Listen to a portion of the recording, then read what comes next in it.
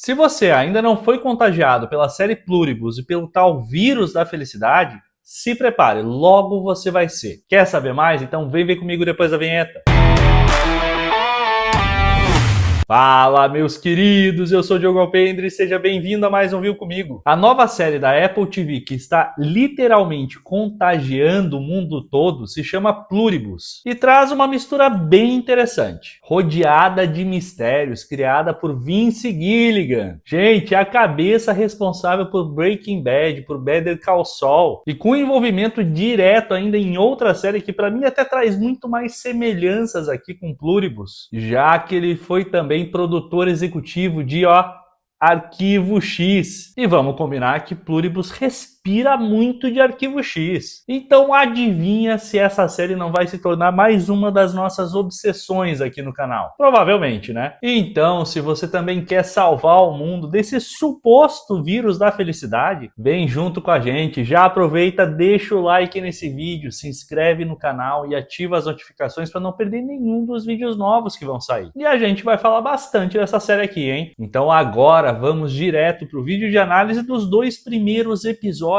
dessa nova série da Apple TV. E olha que curioso, eu fui pesquisar a origem do nome Pluribus e identifiquei que em latim significa de muitos e que é parte de um lema dos Estados Unidos que diz pluribus unum e que significaria, na verdade, a partir de vários, um só espírito. Ou seja, que faz muito sentido na série. Além disso, como eu estou fazendo o recap de Stranger Things, eu identifiquei que também é o nome de um episódio de Stranger Things. Aquele na terceira temporada em que o Devorador de Mentes convoca uma série de pessoas da cidade de Hawkins para formarem aquele monstro gigante de carne que ataca o shopping. Então o nome até que soa bem familiar e já mostra bem o que representa a história da série. E a série ainda já começa no maior clima de nostalgia por pessoas que são apaixonadas por filmes e séries envolvendo alienígenas, mostrando ali as antenas do que seria uma estação de observação espacial, no maior estilo Contato com a Jodie Foster, e que inclusive o início é bem parecido, já que eles identificam um sinal que está chegando na Terra e que se repete constantemente, aqui nesse caso a cada 78 segundos. Nisso, obviamente, juntam uma comunidade científica para investigar o que seria e de onde vem esse sinal, e descobrem que aquele sinal na verdade é uma receita genética para o desenvolvimento de um vírus RNA. E olha só que curioso, conversando com um dos nossos inscritos, o Fábio, que é nosso inscrito de longa data e grande colaborador aqui de ideias, me disse que nos anos 90 existia um exercício que fazia parte de um curso chamado Bloqueios Criativos, que tinha como objetivo criar soluções criativas para problemas inesperados. E que num desses exercícios o desafio era achar a melhor forma para colonizar um planeta, ou de que outro planeta colonizasse a Terra. E nesse curso mesmo chegaram à conclusão de que a melhor forma, a forma mais eficaz, seria transmitir uma receita de como produzir ou reproduzir a sua forma de vida naquele lugar. E que, se pensarmos bem, de forma bem aproximada, é basicamente o que nós estamos vendo na série. E nós, humanos, espertamente decidimos desenvolver esse vírus num laboratório. Como se já não tivéssemos sofrido muito com isso nos últimos anos, né? O povo não aprende. E é curioso como a série nos mostra aqui uma linha do tempo relacionada à história desse vírus, com um contador apresentando ali os momentos-chave, e que começa em ordem decrescente a partir do momento que esse sinal chega à Terra, com 439 dias, e que nós vamos descobrir que esse sinal chegou a partir de um lugar a 600 anos-luz da Terra, o que representa que ele levou cerca de 600 anos para chegar na Terra, seja de onde for que ele tenha sido emitido, e que para isso gastaram uma quantidade absurda de energia e que provavelmente precisariam de uma antena do tamanho da África. Olha a dimensão disso. E que provavelmente essa transmissão tenha partido da constelação de Cisne. E rapidamente então, junto dessa comunidade de cientistas, um deles entendeu o que poderia ser essa transmissão. E aí o contador passa para 71 dias, onde vemos o desenvolvimento do vírus e os testes relacionados a ele acontecendo. E que é curioso porque nos mostram exatamente os dois primeiros futuros infectados por esse vírus. E que nesse momento já estavam participando dos testes. E aí passamos para 29 dias no contador, onde nós acompanhamos agora a infecção do primeiro humano, do paciente zero. E o que acontece enquanto dois desses cientistas estavam ali sacrificando os ratos que serviam de cobaias para esses testes. E que a Jen, a paciente zero, acaba sendo contaminada através da mordida do rato. E que, como os dois cientistas mesmos dizem, o vírus lisogênico não apresentava sinais clínicos em nenhum dos animais que foram testados. E que já tinham tentado com diversas espécies, desde macacos, coelhos, camundongos, porquinhos da Índia e agora ratos. Ou seja, em nenhum desses animais o vírus causava algum tipo de alteração. Tanto que, se pensarmos, o rato que transmite o vírus para Jen transmite através de mordida e não de um beijo ou lambida. Agora fica a dúvida, será que essa mordida foi planejada? Já que ele aparentava estar morto e logo em seguida que ele morde a Jen, ele cai no chão e sai correndo como se nada tivesse acontecido? Ou será que tinha mesmo algum tipo de problema com esse rato e que na sequência ele se curou sozinho? Isso pode indicar aqui, de alguma maneira, uma maldade ou manipulação do vírus no organismo em que ele está habitando. Ou seja, o vírus essencialmente é mau. E na sequência nós vemos que a partir do momento em que a pessoa foi contaminada, o objetivo dos portadores é exatamente propagar o vírus a absolutamente todo mundo. Como a própria Zógia conta durante aquele almoço com os imunes no segundo episódio. Então, gente, o vírus do amor é agressivo. E eu tinha achado estranho eles contaminarem as placas de Petri. Mas faz sentido se nós compararmos com uma outra cena. No momento em que nós vemos os contaminados pelo vírus, lá naquela cena do hospital, acordarem do transe, todos eles se levantam e saem do hospital, aparentemente curados de qualquer coisa que eles estivessem sentindo antes. Inclusive, vemos um cara que estava numa cadeira de rodas se levantar e sair do hospital. Ou seja, esse vírus deve ser tão poderoso que ele matou os outros vírus dos hospedeiros. E talvez então tenham poderes curativos. E na verdade, então, naquela cena onde eles estão de alguma forma contaminando as placas de Petri, os contaminados estavam aqui impondo a superioridade do seu vírus, impedindo que qualquer outra coisa se desenvolvesse. E outro detalhe super curioso e ao mesmo tempo assustador é que os infectados partilham a mente, o que significa que nenhuma palavra precisa ser dita, enquanto nós vemos eles ali agindo de uma forma extremamente bem coreografada, já que todos fazem parte da mesma mente coletiva. É como se cada um estivesse fazendo parte da mesma condução da mente, como eu mexendo as duas mãos ao mesmo tempo. Então eles não precisam se comunicar, pois pensam o mesmo o tempo todo. E todos juntos. Agora fica aqui uma dúvida. Com quem se conectou a paciente zero? Será que havia algo para Jen se conectar logo que ela foi infectada? Ou será que, como ela foi a primeira humana infectada, o seu único impulso, o seu único objetivo e o sintoma desse vírus foi o desejo de contaminar os outros o mais rapidamente possível? E depois nós ficamos sabendo que durante os próximos dias, os infectados foram discretamente contaminando outras pessoas, que incluíam os astronautas da estação espacial, os tripulantes dos submarinos atômicos e até mesmo os pesquisadores do Polo Sul, já imaginando como seria difícil chegar até eles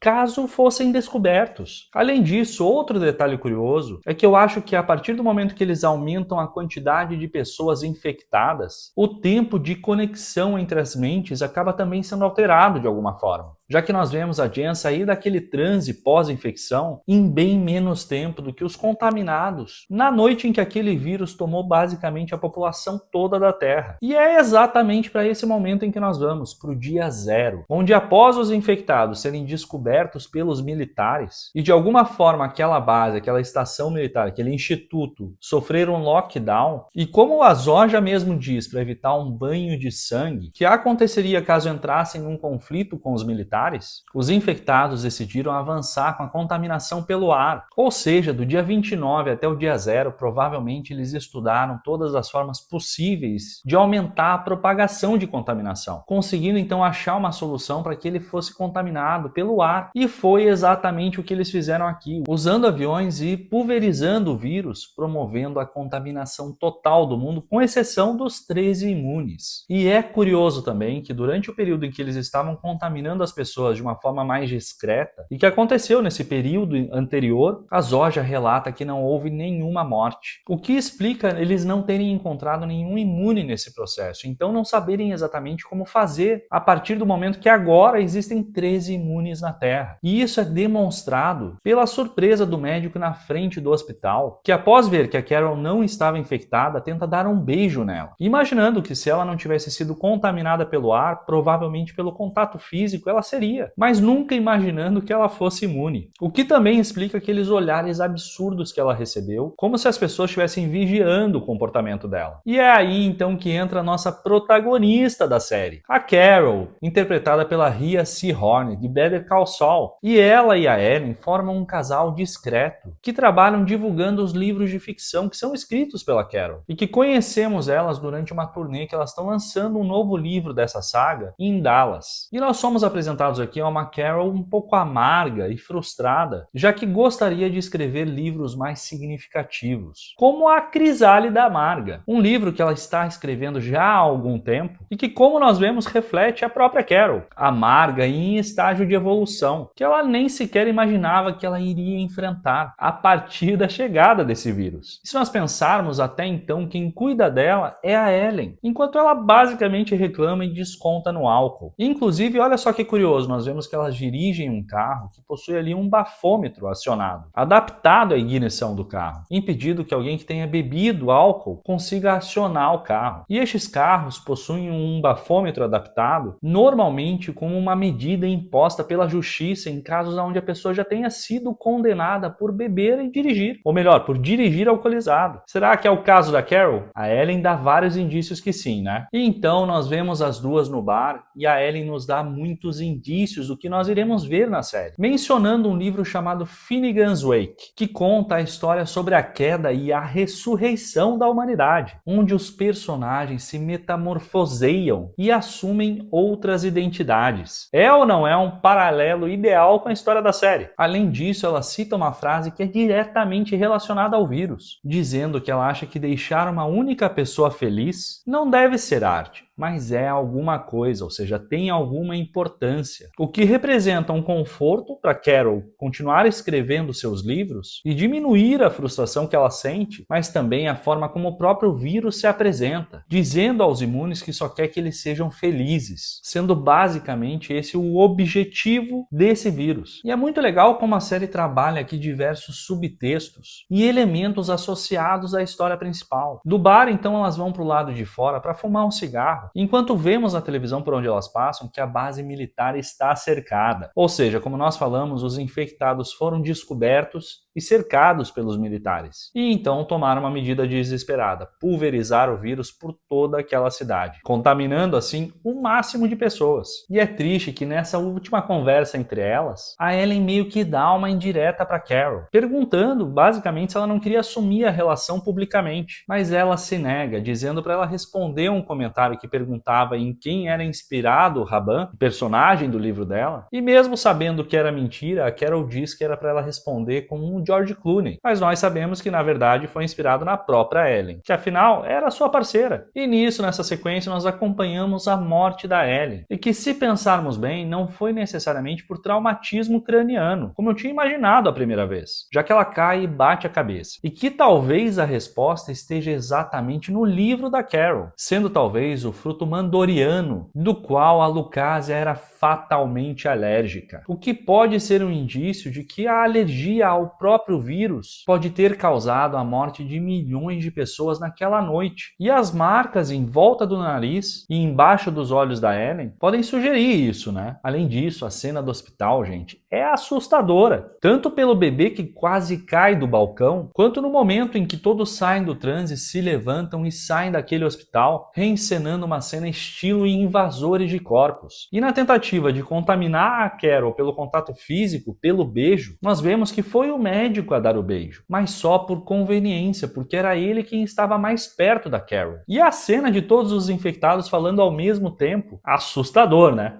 Assim como também a cena toda dela passando de carro, passando pela cidade com todas as pessoas olhando para ela, observando o comportamento dela, tentando entender o que houve para que ela não tenha sido contaminada. E enquanto nós vemos ali o desespero dela para chegar logo em casa. E detalhe para a pessoa sem perna entrando no carro, enquanto outra pessoa vem atrás e entrega a perna dela. Parece que não só o vírus cura as enfermidades das pessoas, mas também retira a dor, ou pelo menos partilha ela de uma forma reduzida entre todos os outros infectados. E aí também, como nem tudo são flores, vale apontar uma falhinha numa cena, que é o fato delas terem passado com o carro na frente de um hidrante explodido, estourado, onde vemos que aquilo molha tudo e logo em seguida, quando elas chegam em casa, nem o carro, nem a Ellen que estava na carroceria, nenhum dos dois estão molhados. E vamos combinar que esse é o resultado de não gravarem as cenas em sequência, né? Chegando em casa, então, a Carol se toca que esqueceu a chave no painel do carro delas. E aí as crianças vizinhas aparecem no maior estilo filme de terror, demonstrando que sabem coisas que somente a Ellen e a Carol saberiam, o que nos dá indícios de que a mente da Ellen se conectou antes dela morrer, o que pode representar que aquele sorrisinho que ela deu antes de morrer já seja um sintoma desse vírus da felicidade. E isso mais tarde é esclarecido quando a própria Zoja conta para ela que a Ellen se conectou antes de morrer. Mas é louco pensarmos que a própria Ellen teria conhecimento de lembranças tão pessoais da Carol, como por exemplo o fato de que ela nunca esqueceu o bacon apimentado que ela comeu em 1998. O que me faz pensar aqui se a Carol acabou não sendo contaminada também, mas assim como os ratos e os outros animais, não ter sido controlada pela mente coletiva. Com isso, pode ser até que as memórias dela estejam partilhadas com todos, mas as ações dela, as atitudes, não são controladas pela mente coletiva. Porque afinal, isso justificaria elas saberem sobre o bacon e também sobre a chave que ela tinha escondido e os detalhes de quando foi que ela ficou presa para fora da última vez. O que vocês acham? Comentem aqui embaixo se faz sentido essa teoria. E, gente, pensem em como essa noite da contaminação seria bizarramente assustadora. Ainda mais ao ver que o único canal de transmissão na TV está totalmente direcionado para você, com mensagens específicas e atualizadas em tempo real, enquanto você conversa diretamente com alguém da Casa Branca. O que demonstra pra gente, e para a própria Carol, que as pessoas infectadas assumiram basicamente todas as instituições do mundo. E então temos um novo horário. Só que agora já em ordem crescente, olhando para frente, e que demonstra 11 horas após a contaminação global. E que vemos que após ligar ali para praticamente toda a agenda telefônica dela, tentando ver se as pessoas que ela conhece de alguma forma ainda estariam ali, a Carol acorda e vai enterrar a Ellen. Quer dizer, tentar enterrar, né? E é aqui que nós conhecemos oficialmente a Zoja, uma marroquina de Tanger, que sai lá do Marrocos para ir até os Estados Unidos, até a casa da Carol, simplesmente porque ela é a cara do Raban, o personagem do livro da Carol e que originalmente tinha sido pensado para ser mulher. Ou seja, o vírus está fazendo de tudo para se aproximar da Carol. E é curioso pensar que o último livro da coleção tem a capa sem o Raban e que, como vimos ser mencionado, isso aconteceu pela primeira vez, o que representa exatamente o momento em que a Carol está sozinha para essa nova aventura, nesse novo mundo infectado, já que, como falamos, o Raban provavelmente era inspirado na Ellen. E ali, após certa resistência em enterrar a Ellen, a Carol pede então para conhecer os outros imunes, mas só os que falam inglês, né? E com isso, no dia 2, elas vão para Bilbao para esse encontro. E de novo aqui é curiosa a opção da Carol pela escolha do lugar onde ela senta no avião, sentando exatamente nos últimos lugares do avião, com todo o avião vazio, inclusive a primeira classe, sinalizando talvez um modo alerta com os infectados, mas também talvez um sentimento de culpa e autopunição por ser a única sobrevivente, por não ter conseguido salvar a Ellen. Outro detalhe curioso é que a companhia aérea que a Carol utiliza para fazer essa viagem é a Wayfair, a mesma do avião que explode em Breaking Bad, e que tem diversas semelhanças com a história. Afinal de contas, as duas histórias se passam em Albuquerque, e até a casa da Carol é a mesma em que o Hank vive na série. Sem contar que Carol é o nome da vizinha do Walter White. Ou seja,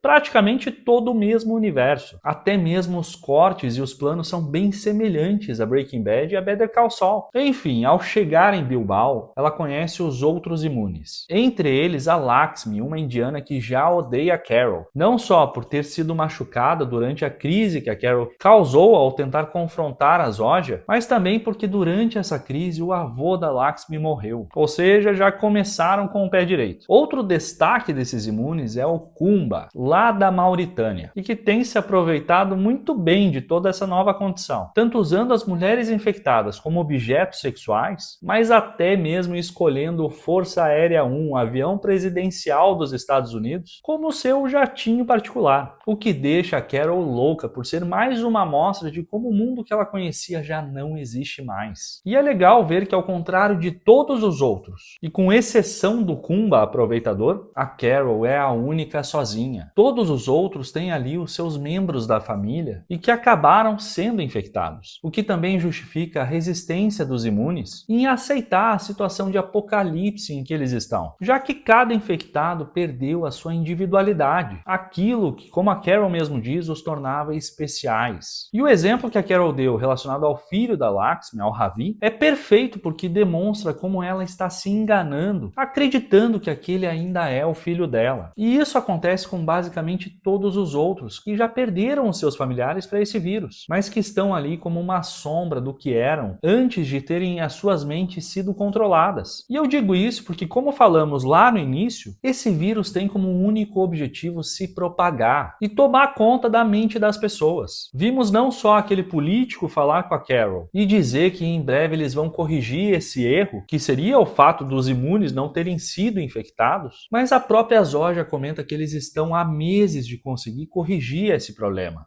Ou seja, de contaminar os imunes. Eles já estão trabalhando numa solução para isso. Além disso, tudo aquilo parece extremamente manipulado. O comportamento querendo excessivamente agradar eles parece ser só uma ferramenta para manter eles próximos e sob vigilância. E até uma alternativa para tentar descobrir uma maneira mais fácil de resolver esse problema e contaminar os imunes. E um exemplo claro disso é de como nós já falamos no vídeo, eles possuem a mente partilhada. Não precisam se comunicar, conversar uns com os outros, pois pensam o mesmo o tempo todo. Então, por que o marido e a mãe da Lakshmi estão conversando durante aquele almoço? Conversando um com o outro não faz sentido. Ou seja, aquilo é para causar uma sensação de normalidade que não existe. E ali, então, nesse almoço, após uma confusão causada pela Carol bêbada, mas uma confusão com razão, hein? Ela acaba causando outra crise nos infectados. E, gente, se na primeira crise morreram 11 milhões, quantas pessoas morreram nessa? Além disso, durante esse almoço, nós vemos um exemplo maior de hipocrisia. Os infectados dizem não matar ninguém,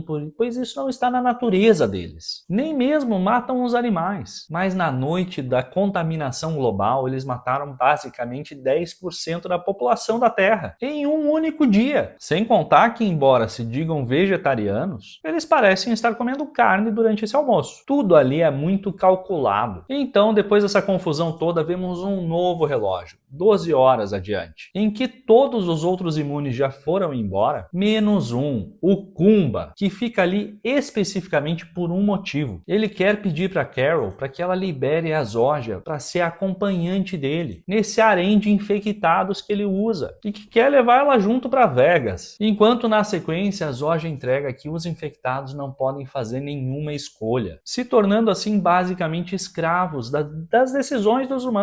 E que após a Carol deixar, a Zoja vai com o Kumba, mas logo antes dela entrar no avião, ela dá uma olhadinha para trás em direção ao avião da Carol, que desce correndo, impedindo que o avião do Kumba saia. Provavelmente então pedindo que a Carol volte para ela, fique com ela e volte para Albuquerque, junto com a Carol. E mesmo esse olhar da Zoja me pareceu bem manipulador. Ela não tem a capacidade de escolher e, como possui uma mente coletiva, provavelmente ela não está apaixonada pela Carol. Só usou esse olhar para manipular as ações da Carol e se manter próxima dela, tentando impedir qualquer coisa que afetasse o plano do vírus. E o que mais me intriga é o que iria acontecer após todos, enfim, estarem contaminados? Qual seria o objetivo a partir de então desse vírus, das pessoas infectadas? Embora eu esteja louco para saber, eu espero que não aconteça. E ainda separei aqui alguns detalhes que eu acho no mínimo interessantes. Como, por exemplo, o paralelo dela bebendo antes de ligar para Casa Branca, para aquele número que aparecia na TV, enquanto o político do outro lado bebe antes de atender ela. Além disso, a tática de guerra dos infectados fica evidente quando desligam o sinal de celular e fecham todas as emissoras de TV. Ou seja, eles controlam toda a informação. Além disso, o político diz que não é uma invasão alienígena, que não há aliens no planeta Terra, mas que usaram tecnologia alienígena. Então, se pensarmos que o vírus foi criado aqui, a partir dessa receita, eles estão tecnicamente corretos. A Carol descobre que se confrontar os infectados, eles entram em curto, mas por ser uma pessoa relativamente boa, ela pergunta no telefone se tem alguma forma deles conseguirem ajudar ela a não fazer mais isso, a evitar que isso aconteça. Se pensarmos bem, se ela conseguir dizer para eles, para se prepararem antes de uma nova discussão, ela basicamente resolve esse problema. Falou para um, tá falando para todos. Quem estiver dirigindo, para o carro, quem estiver no avião, bota no piloto automático.